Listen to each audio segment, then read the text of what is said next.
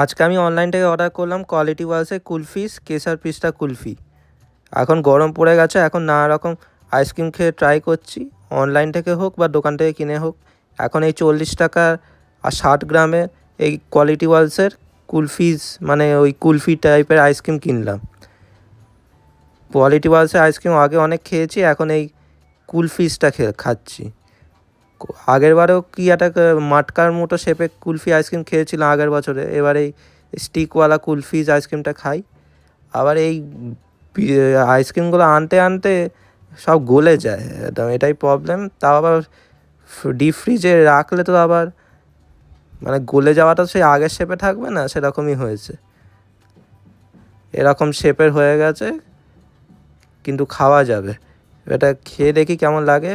পুরো কেশরেরই রং মনে হচ্ছে, অরেঞ্জ অরেঞ্জ কালার। একটু খেয়ে দেখি কেমন লাগে। অনলাইন থেকে অর্ডার করলে এটাই এরকমই হয়, গলে যায় অনেক বেশিরভাগ। এটা খেয়ে দেখি এই আইসক্রিমটা কেমন খেতে। খেয়ে দেখলাম কেশরের ভালো টেস্ট আসছে, আর পিস্তা বাদামও একটু আধটু আছে, ভালোই লাগছে খেয়ে। আপনারা কখনো এই কেশর পিস্তা কুলফি খেয়েছেন কি না, তাহলে কমেন্ট করে জানাবেন। আর ভিডিওটি ভালো লাগলে লাইক শেয়ার ও সাবস্ক্রাইব করে দেবেন। ধন্যবাদ।